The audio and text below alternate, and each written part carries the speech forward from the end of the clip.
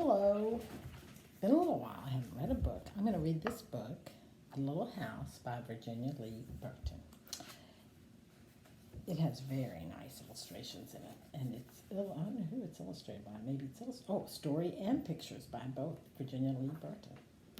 And it's I was going to see what year it was written really a long time ago, 1942. That is a very long time ago. Granny Nor was only 7 years old. Here it is. I might have to look at I might not be able to show you the pictures because there's lots of words in this book. Once upon a time, there was a little house way out in the country. She was a pretty little house, and she was strong and well built, and the man who built her so well said, "This little house shall never be sold for gold or silver, and she will live to see our great-great-grandchildren's great-great-grandchildren living in her." That is a lot of generations. So what happens? The little house was very happy. As she sat on the hill and watched the countryside around her, she watched the sun rise in the morning and she watched the sun set in the evening. Day followed day, each one a little different from the one before, but the little house stayed the same.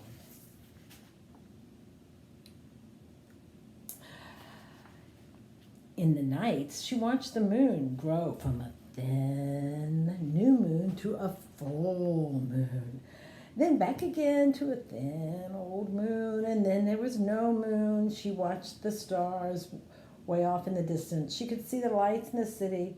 The little house was curious about the city and wondered what it would be like to live there.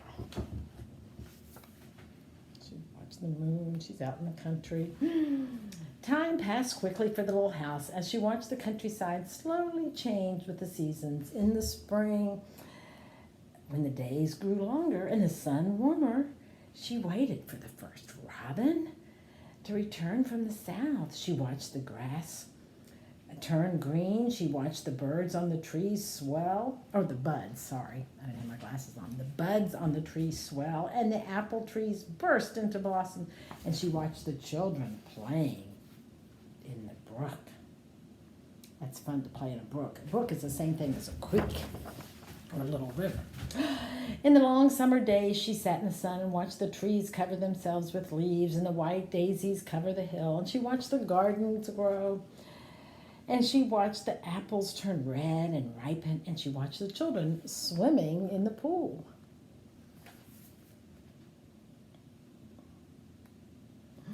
And in the fall, ooh, that's a pretty picture. That's what we're getting ready to have, fall. And in the fall, when the days grew shorter and the nights colder, she watched the first frost turn the leaves to bright yellow and orange and red.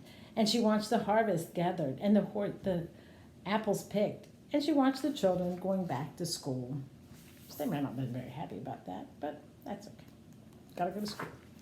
And in the winter, when the nights were long, the days short, and the countryside covered with white snow, she watched the children coasting and skating. Year followed year, the apple trees grew old. New ones were planted. The children grew up, went away to the city, and now at night, the lights of the city seemed brighter and closer. That's what happens. One day, the little house was surprised to see a horseless carriage coming down the winding country road. Pretty soon there were more of them on the road and fewer carriages pulled by horses. Pretty soon along came some surveyors and surveyed a line in front of the little house. And pretty soon along came a steam shovel and dug a road through the hill covered with the daisies. And then some trucks came and dumped big stones on the road, and then some trucks with little stones. Oh, what are they doing? I bet you boys can tell me what they're doing. And finally a steamroller came and rolled it all smooth, and the road was done. So now she's going to have a nice big road beside her, huh? Uh-oh. Now the little house watched the trucks and the automobiles going back and forth through the city. Gasoline station, roadside stands, and small houses followed the new road. Everyone and everything moved faster now than ever before. Houses are building up. The little red house is still there in the center. Uh-oh, what happened now? Whoa. More roads were made and the countryside was divided into lots. More houses and bigger houses, apartment houses and tenant houses, schools, stores, and garages spread over the land, crowded the little house. No one wanted to live in her and take care of her anymore. She couldn't be sold for gold or silver, so she just stayed there and watched. That's so sad that nobody's living in her. I don't know what happened to all the grandchildren over there. Let's see what happens. Now it was not so quiet and peaceful at night. Now the lights of the city were bright and very close, and the streetlights shone all night. This must be living in the city, thought the little house, and she didn't know whether she liked it or not. She missed the fields of daisies and the apple trees dancing in the moonlight.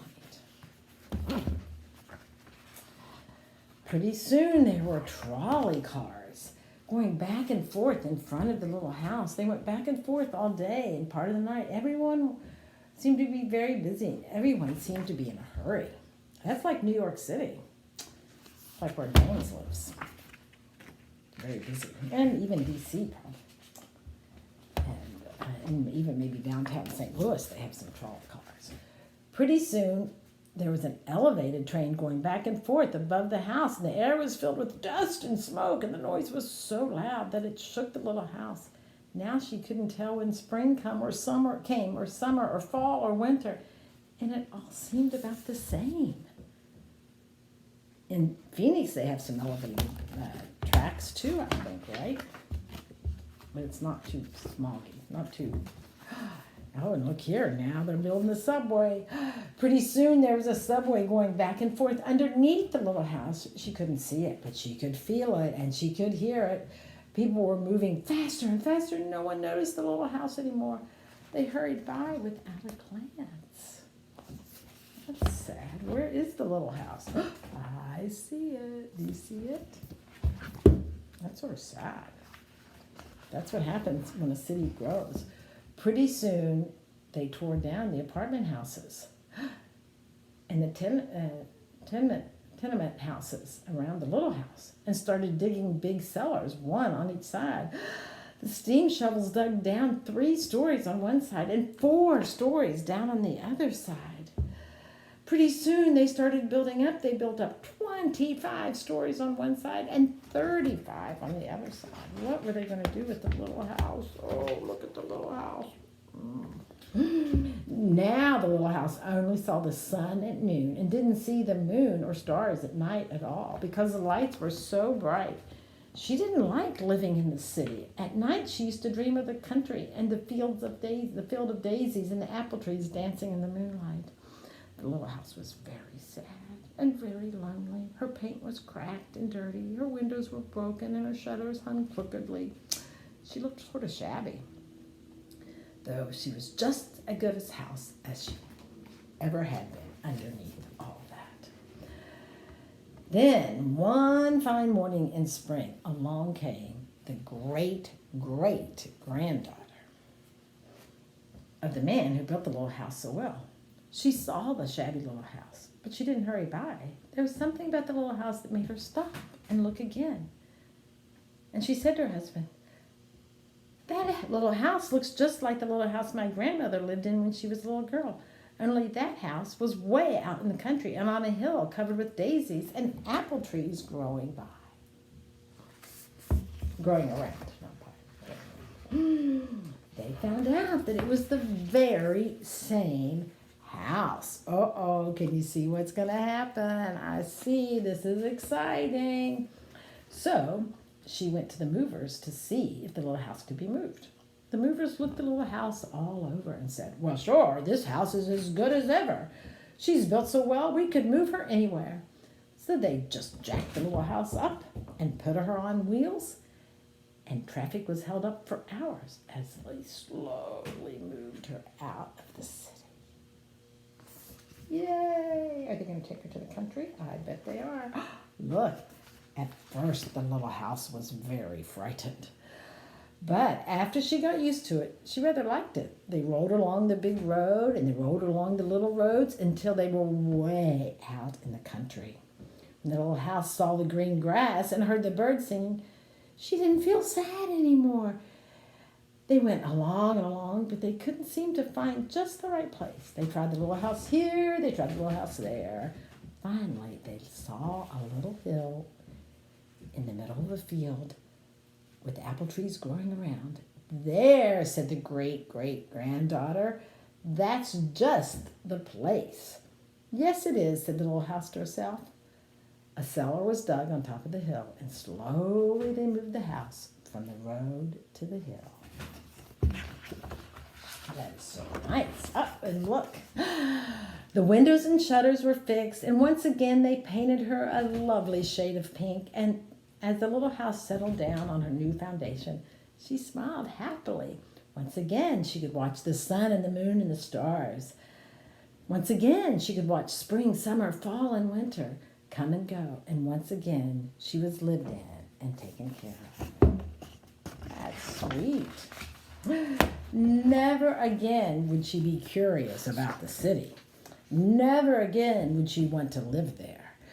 The stars twinkled above her. A new moon was coming up. It was spring, and all was quiet and peaceful in the country.